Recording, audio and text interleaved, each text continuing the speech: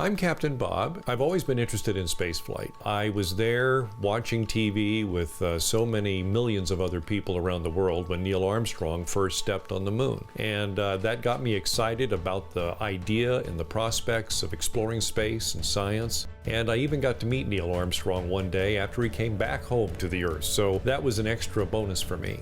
I do this because I love reaching kids and talking to them about the future of space and how they might be a part of it. And I love it when their eyes light up when I'm talking about a new concept, how we got into space, or even hot air balloons and how they flew. And when you see their imagination take flight right there in the room, that's the best thing in the world to me.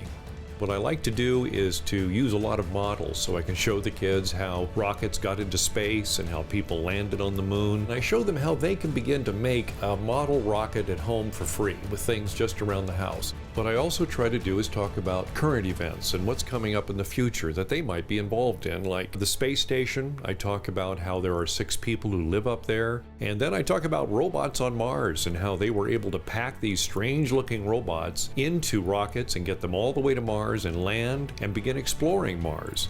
There are private companies now too that are also going to be sending astronauts to the space station and even deeper into space.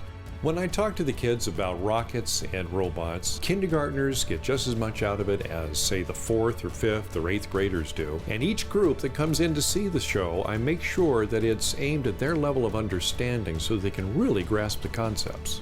There's an added aspect to the show, and that's STEM, which stands for Science, Technology, Engineering, and Math. It's very important to schools, and also I'm thrilled to be able to include it in my show.